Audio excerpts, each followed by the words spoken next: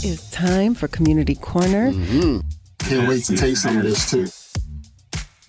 Donate Life Colorado. Something that we can do to help each other be successful, and especially after we're gone. We are all out here to help you. There are people that love you that you have never even met. Come on home. Mailman on Denver's Urban Alternative 104.7 The Drop.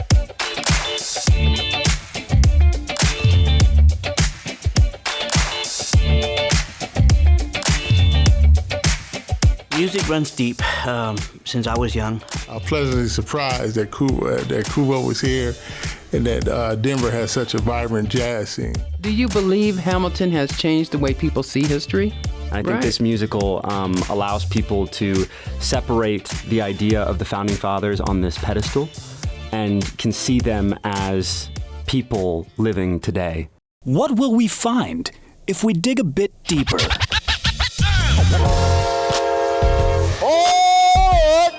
Oh, look, he's getting up. There's nothing wilder than a wolf. Disagreement is endemic and essential to a democracy. Printing a paper's old school. Paying for a building all the time on a main street is old school. But I think it's really important. We are the first state to ever require every jail to have an in-person voting event. Everybody has a contribution to this incredible story about Pueblo, Chile. God knows how I will expand. I would like to leave a legacy here.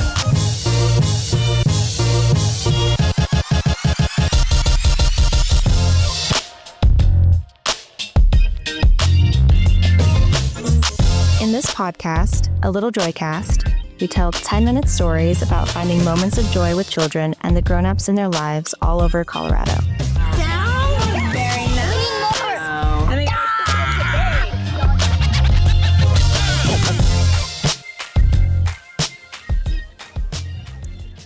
Good evening and welcome.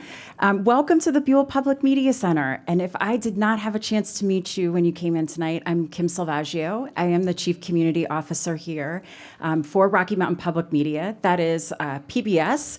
It is Kuvo Jazz and 104.7 The Drop. So welcome to our home here. And I'm really excited for this event tonight. So I wanted to just take a moment and recognize the collaboration that we've been able to have with the Colorado Ballet. The Colorado Ballet is a testament to the power of the arts to inspire, to educate, and to unite people from all walks of life. The ballet has been a long-standing example of artistic excellence and cultural enrichment, and the commitment of storytelling through dance, a movement. It not only elevates performing arts, but it really does reflect the beauty, the diversity, and the creativity of human expression. I do work on a project that is around civility in the state of Colorado, and I have learned more than anything that when we have art that unites us, we find so much more commonality. And this is one of the reasons I've been so thankful for our partnership with the ballet. So as we join here tonight, this is a celebration. It is a celebration of the shared values of collaboration, and that inclusion and the belief that arts have the power to foster empathy. So thank you all for being here tonight. Thank you to our partners of the Colorado Ballet. It has been an amazing and wonderful partnership. So please join me in welcoming the Colorado Ballet to the Buell Media Center, and someone I now say a friend, Samid Afghani. Thank you so much for your work and dedication for Coloradans. It is a thrill to be here with you this evening. So thank you and welcome.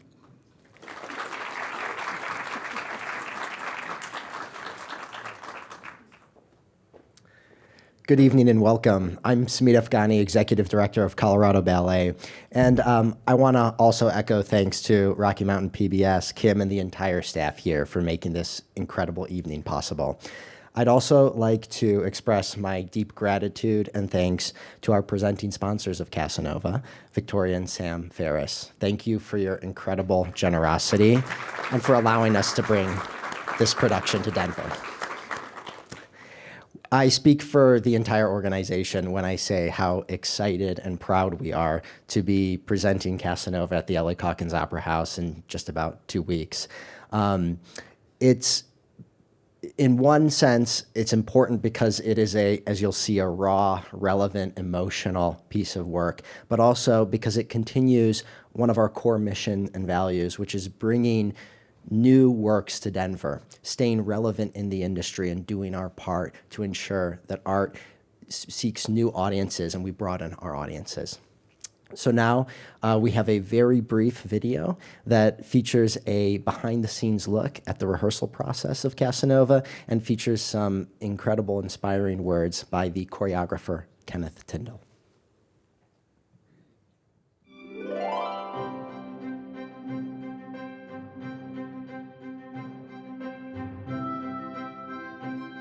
I think at its inception, I think we need more new stories that are untold in ballet. So the first thing I knew I wanted to do when I was commissioned for a full-length ballet was find a title that didn't exist in our genre and our medium. And after lots of research, I finally landed on the title Casanova. And as I began to look further into this character, this person, this kind of incredible human, it became clear that there was an excellent vehicle for ballet. I would say that it explores all of humanity, the very highest highs and the very lowest lows, and all the universal themes of love, death, life, laughter, and then it's set against this incredible backdrop of Venice and Paris. But at the end of the day, what inspires me most is to tell stories, and I'm really passionate about the time we're in and about what we can tell and what can be put on stage and how we challenge that. I wouldn't say you'll see all the traditional ballet language, some as you know it, some as it's been evolved or bended or molded or played with, extrapolated from the classical canon. And then there's absolute theatre involved in this. There's crossover with contemporary. I think what happens is you have your career, you have your life, and you take your choices, your aesthetics, and the things that I love and enjoy about theatre, music, and art outside of my own art form. What happens is I try to absorb it and bring it in to tell the story in the best way I can. And sometimes I don't always feel like it's just the classical steps that can do that. So yes, there is mime. Yes, there is theatre. And I think I'll constantly experiment with the best ways of telling stories and being a clear communicator.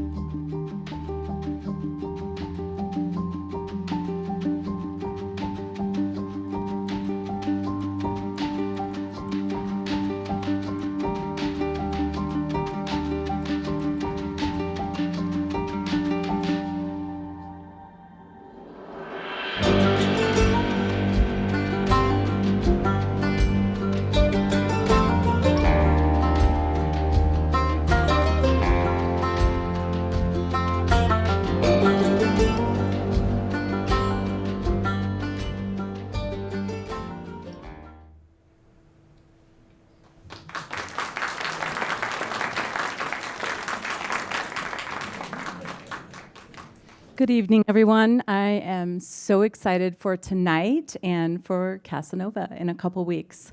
My name is Amber Coté. I'm the Senior Director of Community Relations for Rocky Mountain Public Media, and we welcome you to our space tonight. I'll be moderating the discussion here, and I won't take up too much time and space because we know we want to hear from everyone here.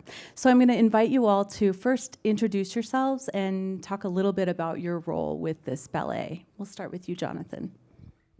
Hi, everybody. My name is Jonnathan Ramirez, and I'm a dancer with the Colorado Ballet. I've been with the company for 4 years now, and I will be playing the role of Casanova. Thank you.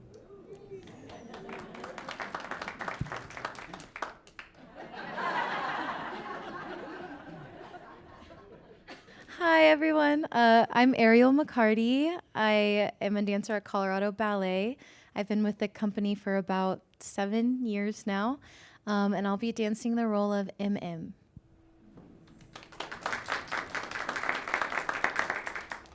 Good evening. I'm Ian Kelly. I'm a theatre writer and film writer and also historian. And I wrote the biography of Casanova on which this ballet is based, and I co-wrote with Kenneth Tindall the original scenario for this ballet. Gil Boggs, artistic director, and I'm the one who decided to do this ballet.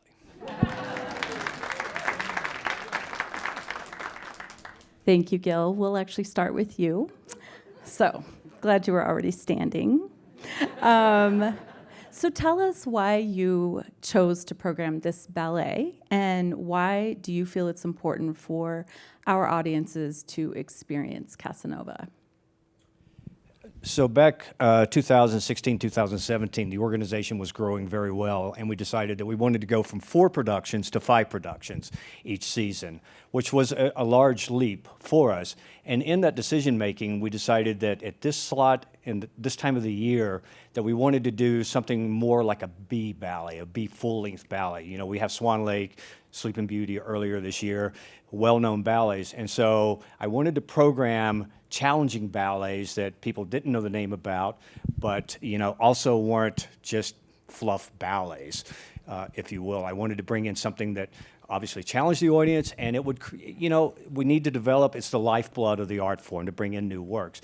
And we also need to keep reinventing for our audience and bring in a younger audience as well. So if you look at our Dracula, if you look at Jekyll and Hyde last year that we did, and now Casanova, I think it's speaking to another generation as well as all of our faithful. Thank you all very much for coming. But I think it sets the company apart, and it shows the diversity of these dancers that we have, which is pretty spectacular. Thank you. Ian, what drew you to Casanova as a subject, and what surprised you most during your research?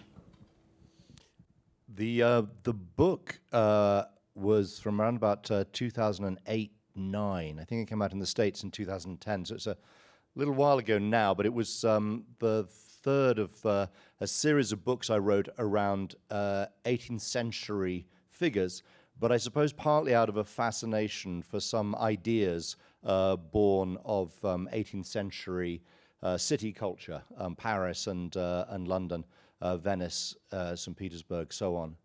But I should say, actually, I came across the specifics of elements of this new take on Casanova because I'd previously written a book about Carême, the chef and founder of French gastronomy, which is about to head your way actually on Apple TV as a TV series.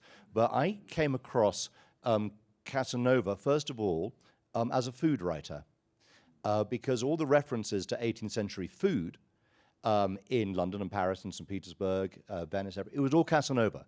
He was a passionate traveler and travel writer, but also a passionate food writer.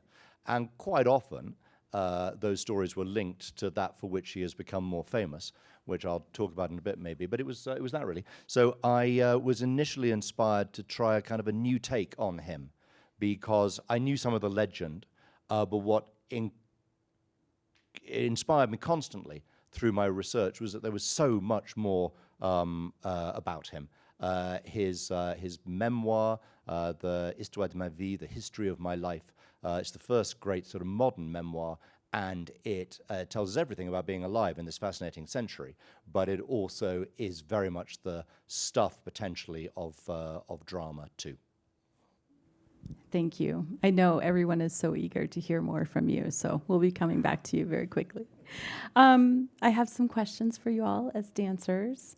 First, how do you embody such a layered historical figure or the people around him through your performance?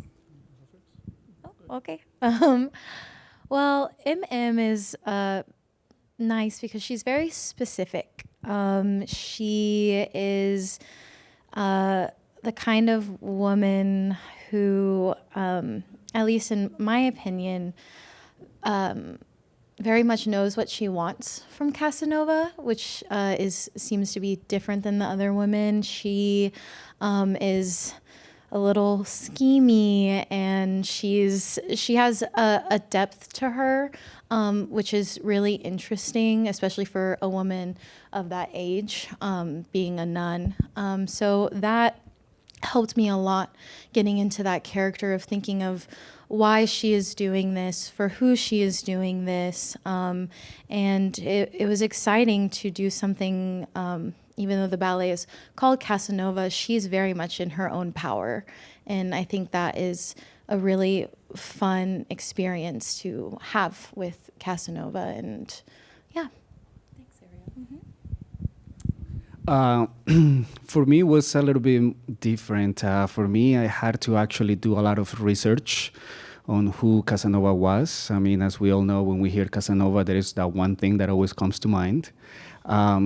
I came to find out he was a very brilliant, smart man that did a lot different, more things than, than what he's known for.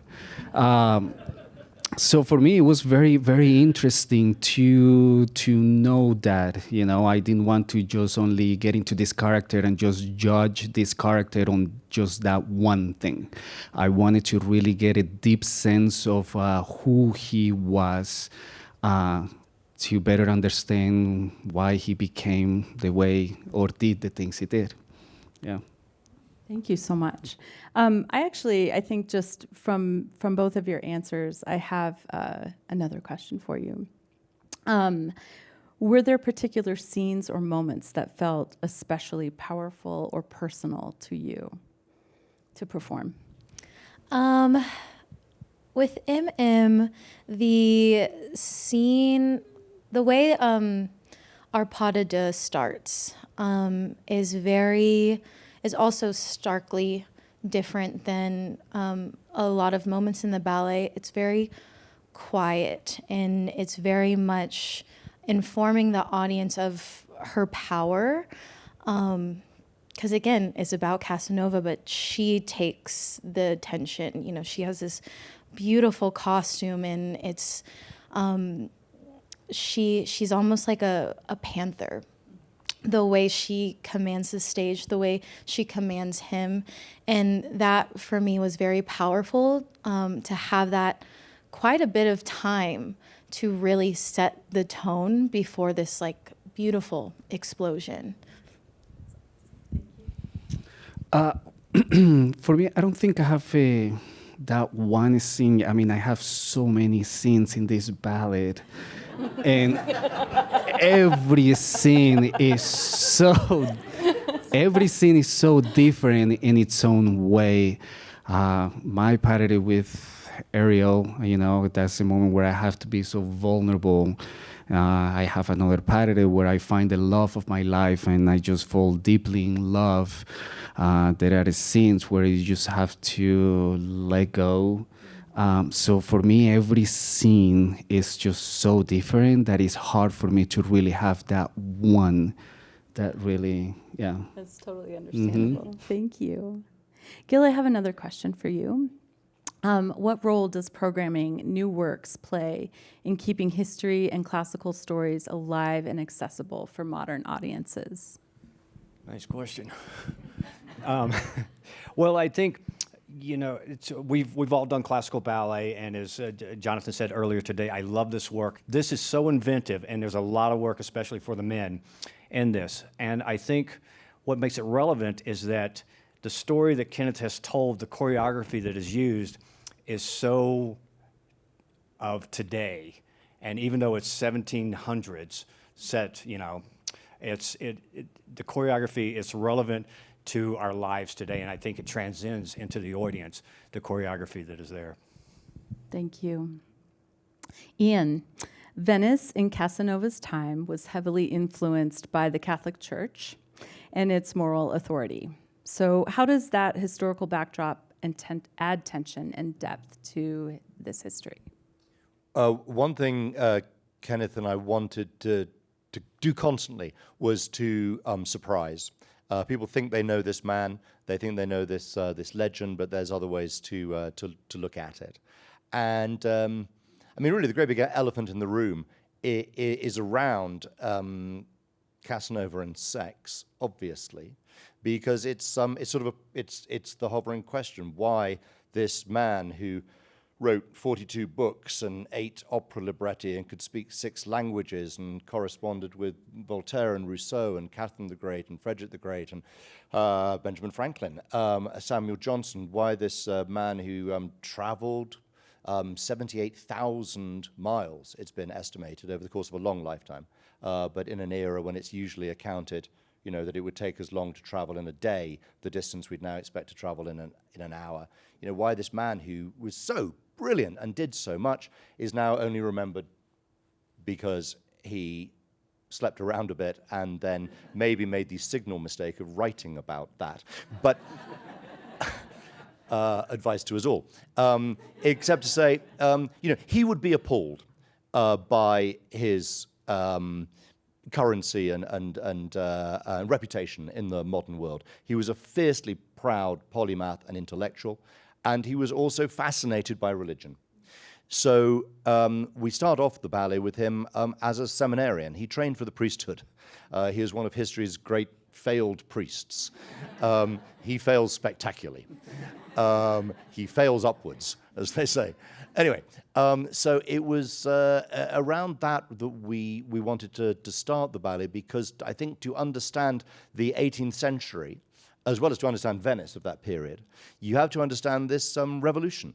The 18th century, the Industrial Revolution, the Scientific Revolutions, the French Revolution, the American Revolution, also a sexual revolution, the first sexual revolution, not the 1960s, but maybe the 1750s. And therefore telling that story of the world he comes from, which is soaked in the rituals of the Catholic Church, but also Venice is this bizarre duality of a city, because on one level it has this reputation as the Vegas of 18th century Europe. It is the party capital and it is the theater and music capital of Europe, but at the same time it's almost like a theocracy. It is presided over by these great ecclesiastical institutions, such that it's estimated that maybe a third of the female population of Venice were in holy orders like Not necessarily, it should be said, nuns in the current meaning of the word, in that they hadn't taken vows of celibacy, which is pertinent to the story. In any event, that was some of the why, I suppose, that you can't really, I think, understand the revolution unless you understand where it's coming from. And I suppose it's easy maybe in America to think of the 18th century as something more puritanical than it was lived and experienced by at least the urban and urbane cultures of 18th century Europe. And that's where these ideas kind of came from. And Casanova's very mixed up in all of that. He's intensely interested in that, quotes repeatedly that Descartes, dubito, cognito, ergo sum, I doubt, therefore I think, therefore I am. And it's the doubting and the questioning that is absolutely key to understanding the man and the story, and also his yearning, which comes across so beautifully in Kenneth's ballet, because we talked about that right from the beginning, that actually is the key journey that we're on as human beings, that they're on philosophically in the 18th century, but is right at the core, it seems to me, of dance theatre, the yearning to connect through space. There we go. I'll stop at that, shall I? I'm very interested in hearing more of your stories. There were folks that were talking to you before we came in that were hoping that you would just sort of extrapolate on some of the stories you had even started out in the lobby. I don't know if you have anything just off the top of your mind you were talking about with the ballet that you'd like to share more about. Golly, I can't remember. I had a few conversations. I wonder what it was I said. I should say, it's very unusual for a non-fiction writer to be asked to be involved in the fabulous world of ballet. And this has been the happiest experience of my creative life. But initially, Kenneth Tindall came to me saying he wanted to acquire the dramatic rights to my book, and that was just a regular thing that happens to you as a writer sometimes, dramatic rights, but not for a ballet.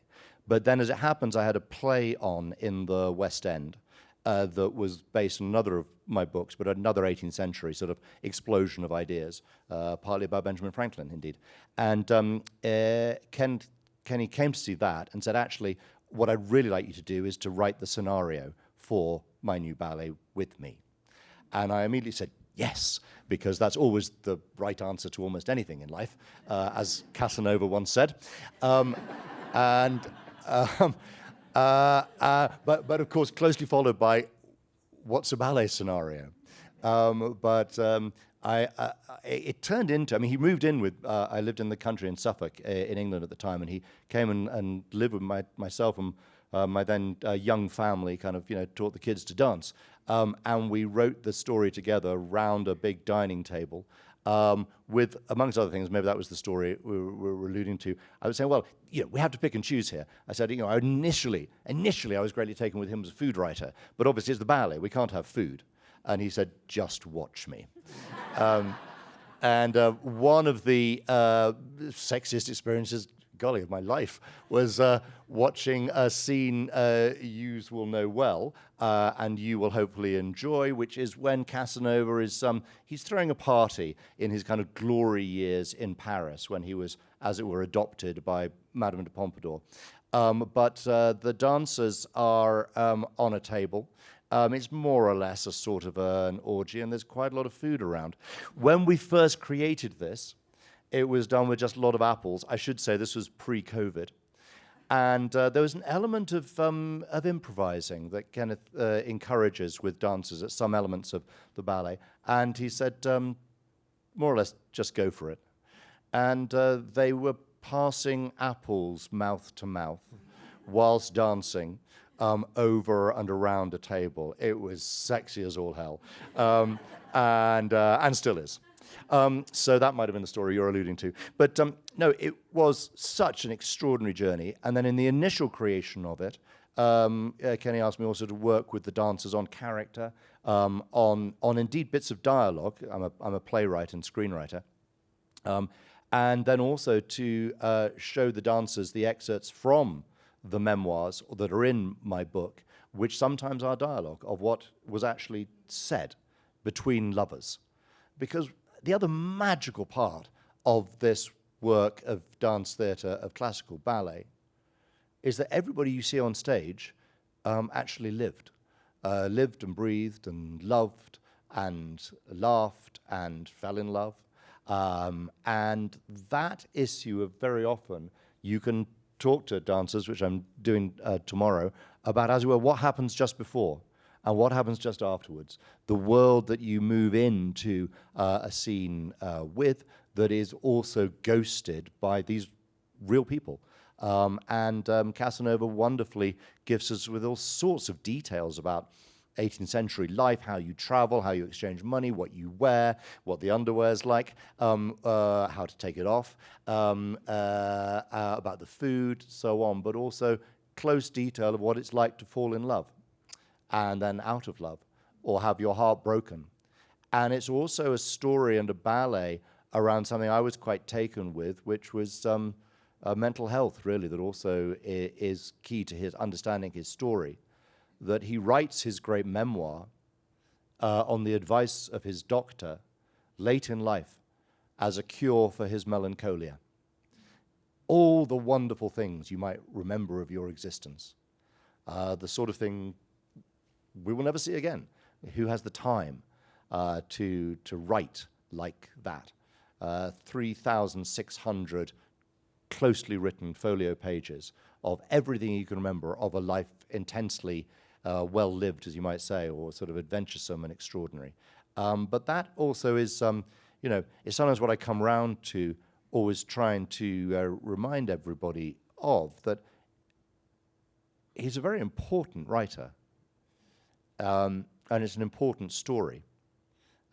When the Bibliothèque Nationale in Paris, about a decade ago, acquired the original, the handwritten, the manuscript, they paid 7 million livres for it. It's the most expensive 18th century document in the world. And their argument was that there were three great documents of the Enlightenment. You know, this moment when we address the perplexing business of being human with the tools of rationalism and of reason. And they wrote that the three great documents were the Encyclopedia, Diderot and D'Alembert's Encyclopedia, the American Constitution, and the memoirs of Jacques Casanova. Well, one of the issues is around that, because it is still, of course, pertinent that born of this era, so much that's fascinating, but also Casanova hinged around this issue of how you address the irrational, the spark of the irrational that comes into our lives that we call love, or lust, or id, if we're post-Freudian or whatever. This idea of kind of chaos and eros, as Casanova termed it, Cupid in French. You know, this issue is pertinent to all of this. And although it was totally surprising initially, because all my other books have become, you know, film or TV or theater, but this story now, I think it couldn't have been anything other than ballet. It's about trying to connect. It's about love. Kenny had this wonderful line that he said, you know, ballet, it's about the space between people. And Casanova had written something very similar at one stage, that he was a great traveler, obviously, but he said what really interested him wasn't geography, but the geography of the human heart. And when he met somebody, he wanted to find out what made them unhappy and then see if he could solve it, which is an extraordinary idea of a kind of a, you know, pathological empath, but also explains some of this journey and some of also the power of it as dance theatre, because we've been incredibly ambitious in narrative terms, because we're dealing with the Enlightenment and sort of the idea of the world as it shifts, and we're dealing with these complicated characters and series of affairs and adventures. This amazing man who starts off as a priest and ends up in prison and breaks out from prison and ends up being taken up by Madame de Pompadour and so on and so forth.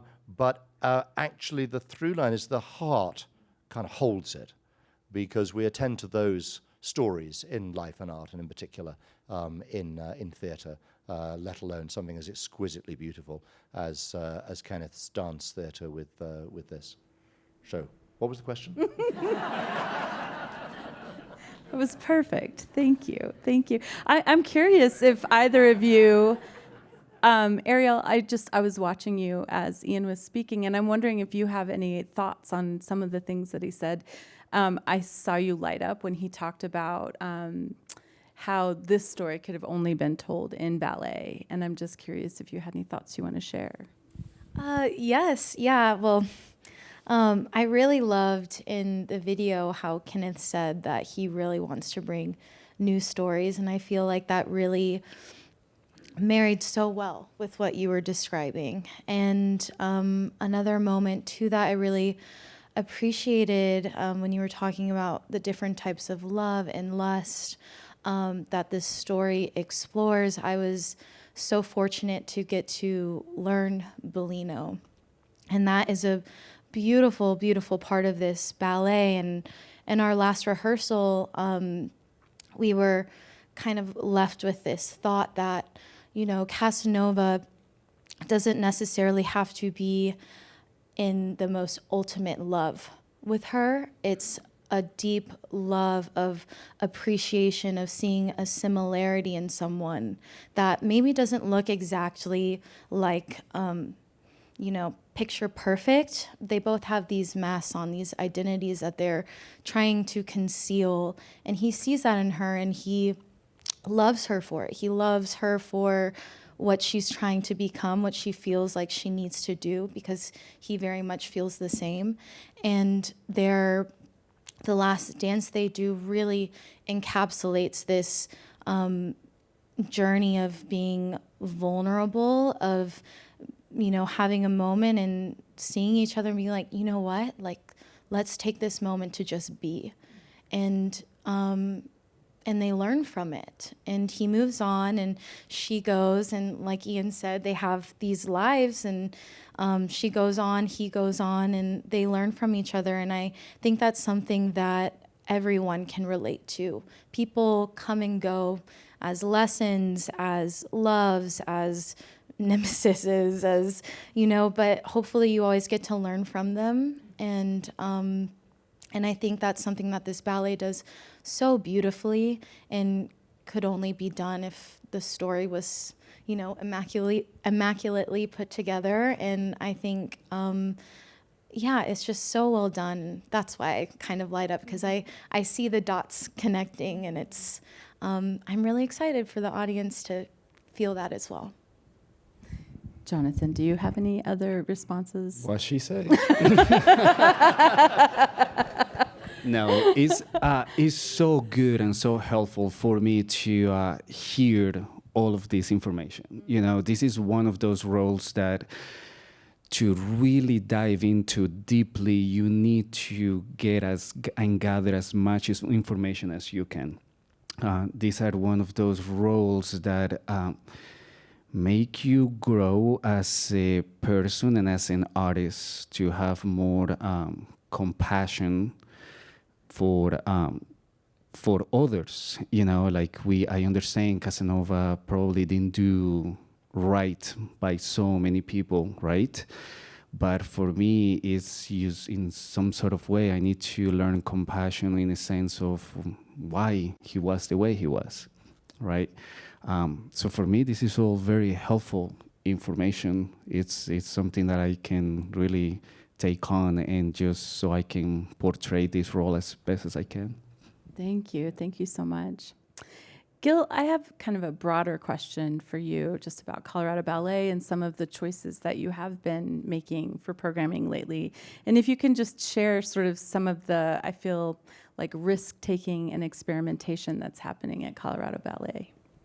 So I'm sitting here thinking about Lenny Bruce in a nightclub, and if you hear commotion during the performance, it's the police coming in and dragging me out for programming this. You know, it's it's again, like I said, I want to challenge the audience, and I want to especially challenge our dancers. You know, as Jonnathan just spoke to, developing that character, and Ariel with MM, to be able to bring this type of work in and just put it on the dancers. They're proud of it today. Unbelievable. I mean, the art that was happening, it was just, and to see them succeed at that, you know, so it challenges me to find ballets like this to bring to them. Sorry. No apologies. Thank you. Thank you. I have one more question just on my list for you, Ian, although I have so many questions for you. But in revisiting a story set in 1700s Venice, what parallels did you find between that era and our current cultural climate? Well, that's good. Yeah. I spent too much of my time in the 18th century, so I maybe begin to think it's just normal. Or rather, like I said, a lot of the books and some of the dramas too. I love what Jonnathan said about what it is to inhabit a character, you know, inhabit another world. I think, you know, what draws me to it is just trying to work out both the differences and the similarities, you know, and the resonance of then for now is various. As I say, partly, I suppose, elements of that experiment in rational thinking called the Enlightenment, and some of the journey that Casanova is on with that intellectually and indeed sexually, that feels pertinent to mention out loud. I mean, the importance of the Enlightenment when it comes to the foundation of the idea of America, city on a hill. Actually, the idea of the first sexual revolution is, quite resonant and important as well. by which I mean, born of this period, of course, are the beginnings of the sexual revolutions that lead to women's rights, LGBTQ rights, a whole discussion, actually, of individual freedom that can be expressed sexually as well. People are alive to that argument and discussion in the modern world, but obviously. Beyond that, there's the issue, I suppose, with Casanova of how we understand ourselves. I started off thinking about him as a food writer. I'm also an actor and man of the theatre, and as was he. He was born, by repute, in the wings of the San Samuele Theatre. His mother was that busy an actress, but it's probably apocryphal, but I used to like it as a thought anyway. But he's very much a scion of the theatre, and of course Venice is this intensely theatrical town in that era, and still, arguably, a city of sort of masquerade and sort of, its image. Well, some of the gift of the Enlightenment, try not to get too highfalutin here, but it goes something like, they're very intrigued with the idea of the interior self, suddenly, of this period, what Montesquieu calls the boutique arrière, a room you keep hidden. And we're very used to this now. I mean, it's just a given of modern thought that, of course, we have a sort of an interior life and something that we show. And we mediate in love and life between those two things, both with ourselves and in how we relate to the world. And Casanova's fascinating on this, as of course is as of course is Bellino. I mean, we went about constructing a story which is really about performers and about the idea of how performers relate to the world, because it's how Casanova related to the world, brought up in the theatre, brought up in a world of masks and masquerade, for practically a third of the year in 18th century Venice. What does that do to you when you have this sense of showing and hiding? Well, some of what he's doing as a writer, some of what I believe he's doing as a thinker, some of why his story is important, is because we're still so taken with trying to understand that in ourselves, and also now in a world which is so fascinated by imagery and by pretense and lies, that actually here we have a truth seeker. Dubito cogito ergo sum. I'll keep on being curious about these other people, but also about myself and my interior self. And then I will write about it, not intending for it to be published. I always feel rather sympathetic in that regard. Every time I, as it were, talk to an analyst of just, God, can you imagine if all of this got published, by your niece's husband a generation after you've died? It's so unfair.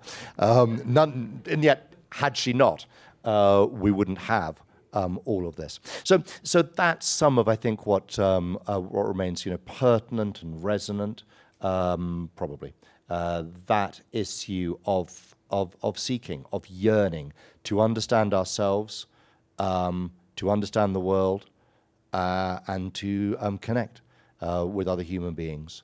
And a lot of the stories he tells, yes, are about love, about falling in love as he saw it, but also it's just about other people and how we dance our way through life. And as you so beautifully said, you learn by every encounter if you're open to it, and you learn through every other human being if you're lucky enough to connect with them. And you can learn so much in the theatrical space when you witness that all together. And that's the magic also of this ballet. Well, any ballet, but I would argue this in particular is rather good on this is happening right here in front of me. This recreation of these ghosts trying to connect with each other for the brief moment they have on stage. The metaphor, of course, being for the brief moment we have dancing in existence. And Casanova is very moving about that. And I ended up in the book, Kenny was very taken with the ballet, with the tides of Venice. And the book ends with this line that he addresses the world like a man on a sandbank laughing at the tide. Perhaps we are all Venetians now. And that issue of actually writing for him as the world looked like it was going to hell in a handcart because of the French Revolution, essentially, looking back on a world that he thought was going to be lost forever. I mean, one of the consolations of history, in a sense, is that the world's always been going to hell in a handcart, and maybe we'll get through ours. But that is some of what works with him and with this, for which obviously, you know, I credit Kerry Muzzie's fabulous music, Christopher Orham's astonishing designs, Kenneth Tindall's gobsmacking talent in creating something which nightly moves people to tears and rapturous applause through, I think, them recognizing themselves too, because it's also, I realize now, a story about a man trying to rescue himself by trying to be a better writer. Because it's Virginia Woolf who said, you know, all biography is autobiography. So I don't get to say that with Casanova, obviously, any more than I was joking earlier. I always used to say, because I wrote about a chef, that, you know, physical research is so important. Not so much with Casanova.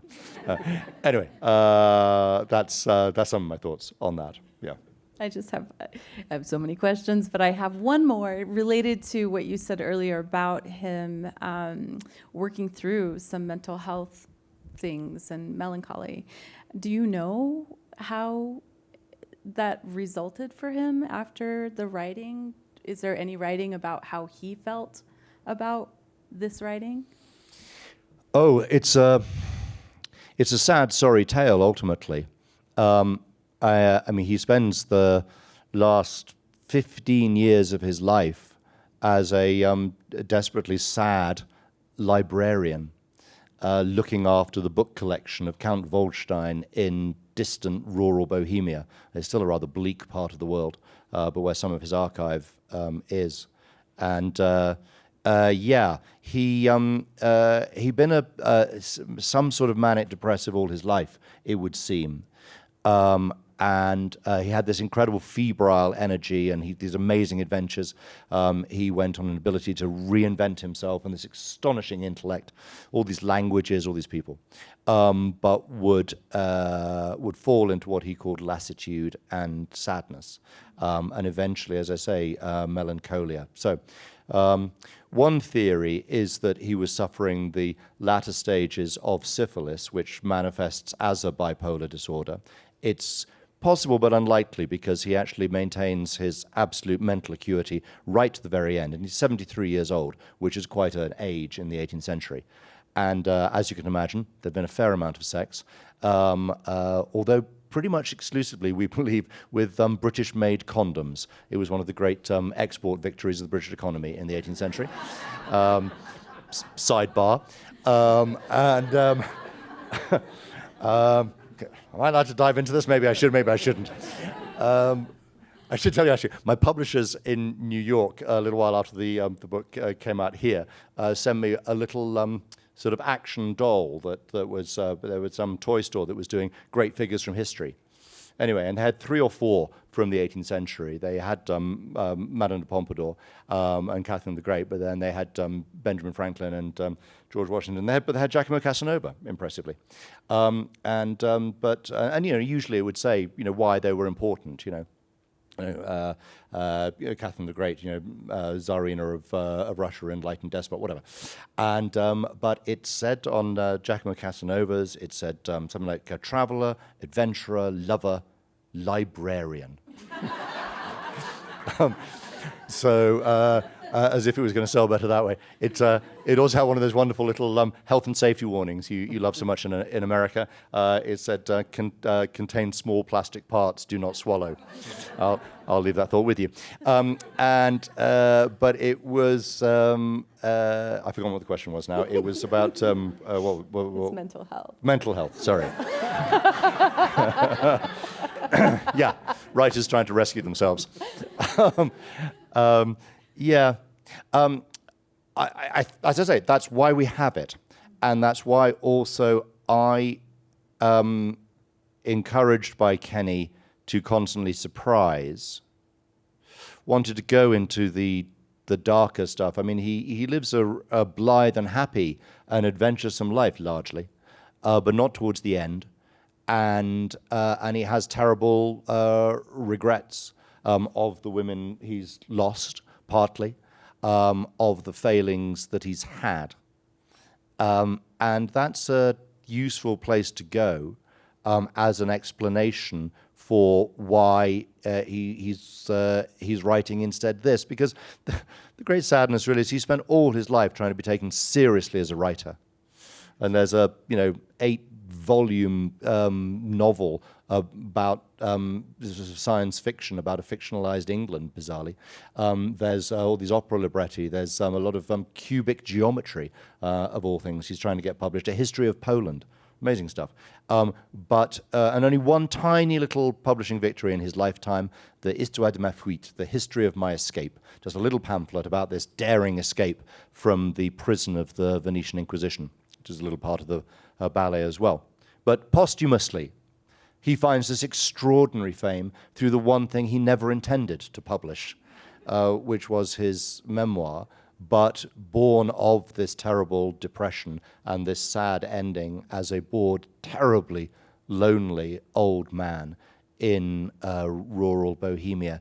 And that struck me as dramatically a right place to go, because it allows us to take Giacomo to a darker part of his psyche, but it also allows us to reintroduce in the closing moments of this ballet, spoiler alert,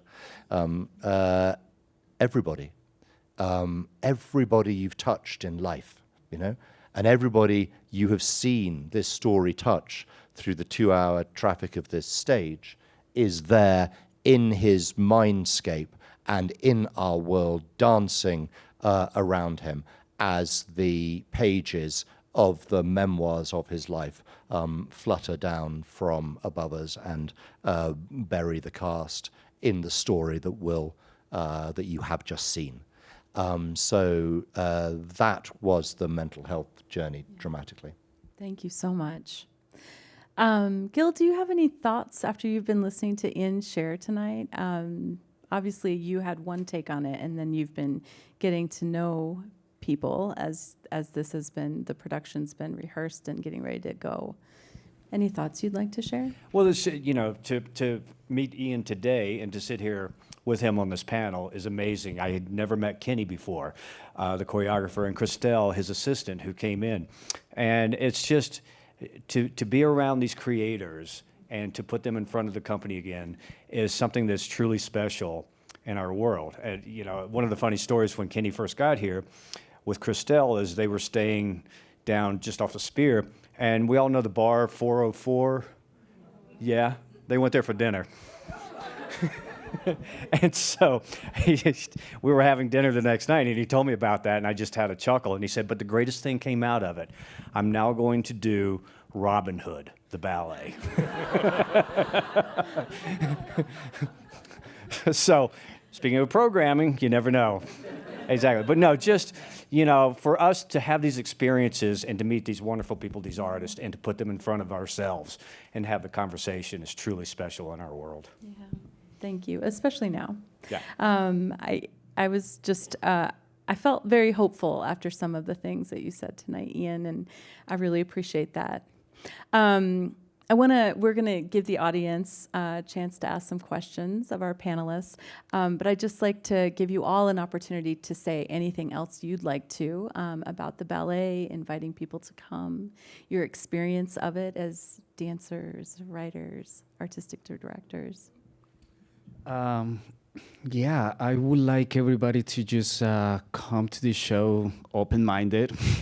It's going to be a different show. It's going to be a show that is going to challenge you as an audience. It has challenged us a lot as artists, but I think we all have something to learn from this at the end of the day. So, yeah. I agree with Jonnathan. I think everyone has an opportunity in this one to see a piece of themselves in it, it's all really quite relatable. The love, loss, sex, all of it, you know. It's just a part of life, and I hope you get lost in the music and the artistry and the passion and all the care that we put into it, from Kenneth to Ian to Crystal to our staff that helped us put it together. You know, it's full of a lot of life. So I'm very excited to share that with you guys. Yeah.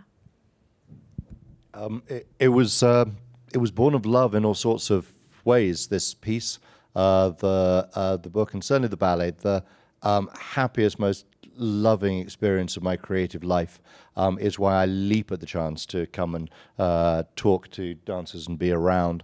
I was saying earlier on, I've got a kind of a bias in life and love that the best people in the world are dancers or people who've trained in dance. But it's this piece. This piece means the world to me. It's changed my life. It's led on to a whole series of commissions for Kenny and I, more works heading your way. And I'd urge you to see it. I hope you enjoy it. And I'll see you at the bar. Do you have anything else you'd like to add, Gil? I'm good. Okay. Sarah's going to grab a mic and invite audience members to please ask questions. Can you stand for me?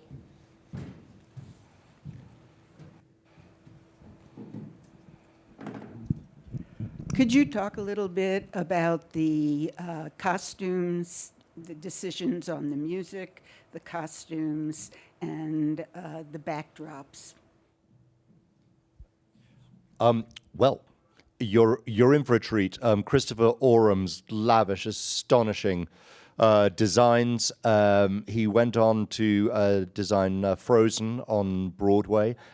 He works with Michael Grandage often. You will have seen his work in London or New York if you're theatre folk. But it was his first ballet, as it was mine, as it was also Kerry Muzzy, the composer. It's a recreation of 18th century Venice and then 18th century Paris, but as it were with a twist. It's a slightly deconstructed 18th century, as you can see from the poster here, actually. This is slightly inspired, actually, by Vivienne Westwood, who's the one character I've written about, not from the 18th century. But there we go. So that, it's I can say this in all modesty, it's nothing to do with me. It's one of the most beautiful things I've ever seen on stage. And it's, as I say, lush and gorgeous, but also sometimes very simple and clear. And I remember when my son came to see it, and it was the first ballet he'd ever seen, and he would have been about 12 at the time. And there is a moment as Casanova, arrested by the Venetian Inquisition, is facing what amounts to torture and imprisonment. And the music swells and the world closes in on him and the dry ice is going and the dancers are going for it and Giacomo's in terrible pain. And my son turned to me and he said, "Wow, Dad, this is better than anything I've ever seen." So that was the review I was looking for. And just quickly, you asked about the music and Kerry Muzzy's score. Kenneth wanted movie music. He really wanted grand, and so he talks about, you know, the Inquisition there and how the music changes and how together they worked on composing this and the feel that the music needed to have from scene to scene. It's very spectacular, and I'm looking forward to our orchestra playing this. We have another question. First of all, thank you for a great program. For Ariel and Jonnathan, how far in advance do you start preparing for these ballets, and how do you keep yourselves engaged over what sounds like years of preparation for a ballet? Well, this one was interesting because we actually started learning it in the fall. We had a few weeks, and then we had to kind of tuck it away and move on to other things. But that was actually quite nice, yeah. Because you get a chance for your mind to sleep on it. So I felt that when we came back to it, I actually felt more comfortable than before, which was a really, really interesting, I guess, I don't know, case study of myself, of choreography and such. But yeah, and then once we came back after Nutcracker, we have 3 weeks and then tech, and then we perform. So it is quite fast paced, but it's part of the art, you know, to really dive in. And so I think it all does and will come together quite seamlessly. Yeah, for me,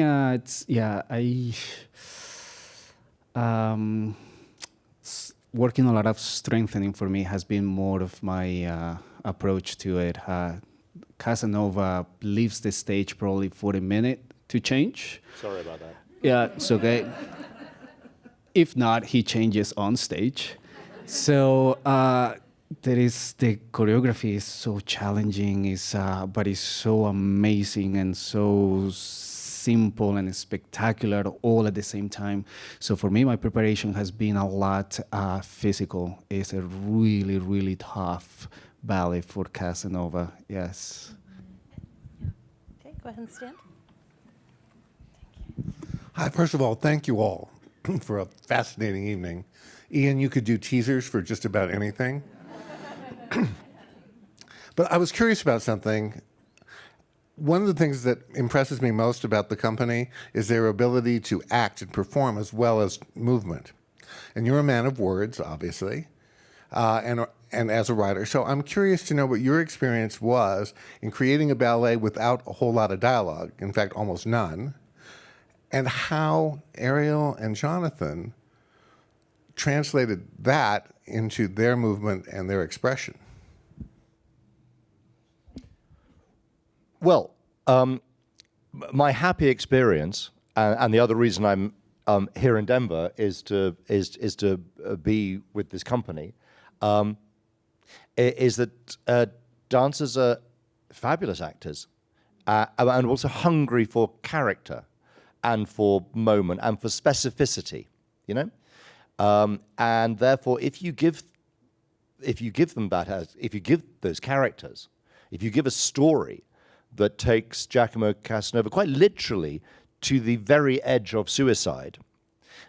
If you tell a story like Bellino's or MM's, which is psychologically really quite complex, you can trust a performer to need and want to inhabit that character and communicate the meaning of him, her, or them. Because and with the very first company, there we improvised scenes. There was, talk around some dialogue as well. No, there is no dialogue. It's a ballet.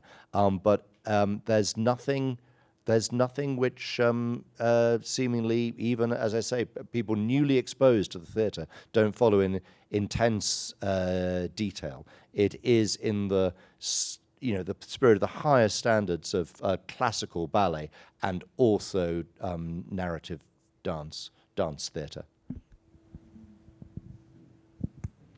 Well, from my experience, I guess the best way I could put it, probably with my rehearsal process, for example, going from someone like to Bellino, they are very, very, very different women. And so I always had to take a moment before the rehearsals to remember who I am. Because especially there's something beautiful about dance where when you go out there, you're not really, I'm sure it's similar for actors and such, you're not really you playing someone, you are that person for a moment in time. And for me, that's really important. So for example, like with her character is different than my personal personality, and I took that very seriously. I took all of the direction that they gave us about her sense of power, her sense of duty to the cardinal, to her role in Casanova's story very seriously. And then when I would get to go into Bellino rehearsals, I tried to really encapsulate this woman who had her version of her mask on, someone different than MM in a different way. And I also tried to soak up how my peers, or the women that I looked up to who are performing this role, like Asuka, how she handled that kind of personality. So it's really important, at least for me, to look to inspiration from my peers and also inspiration inwardly. Like, if I were this person, how would I handle myself? How would I feel running into a room about to profess like myself to someone and then seeing someone's there? Like, how does that feel to be like, oh, and then he sends them away and you're like, okay, well, I guess I'm here. Those moments I think everyone feels. And so I really try to find the universal humanity in it, because there's a lot of legs and falling and this beautiful stuff that we do relate to, but it's those small moments that I think really help connect the story. So that's how I try to get into character. There is a reason why I love these kind of works more than I love classical ballet. I always call them the superficial sort of character, right? The prince. And, you just got to make sure your foot is pointed and your hair looks nice and everything is just sparkling on stage. But these kind of roles for me really push me to grow and be a better artist. They really push me to really dive into this character that at some point in time in life was a real person, right? So for me, I really like, especially with this work, if you don't really dive into this character, it can become a little awkward with the movement and the scenes and everything that is going on stage. So for a moment, it's a moment of escape from me, from reality. I love works like this. Yeah. We have another question. Thank you. This actually builds on what Jonnathan was talking about, and this is for you and Ariel. As people who are classically trained dancers and who have kind of built your voice and your art in that world, how do you kind of balance the mindset and really honoring who you are in that training and that development with something that, at least from what it sounds like, is a style that's very kind of wrenched loose of that, if that makes sense? Oh, all right. Well, I think one of the most important things for me, especially as I get to do more and more fantastical things like this, is to remember that the classical technique is the foundation, and it is what will save me when things may go awry, right? So, you want to go for it and test the waters, test the boundaries. But when things go a little off kilter, it's that re-engagement of the back, of the turnout, that it will save you. And I think that also it kind of creates this beautiful full circle homecoming moment, at least for me. When I find those moments, because I also I love this kind of dancing where I can just really extend out of the barriers. But then I get these beautiful reminders that the classical technique is why I can extend out of the barriers. Well, first off, I would love to thank you all, Gil, Ian, Ariel, Jonnathan, and Amber. Please, a round of applause for our panel and moderator. Thank you so much for coming and making this such a wonderful evening. I appreciate you.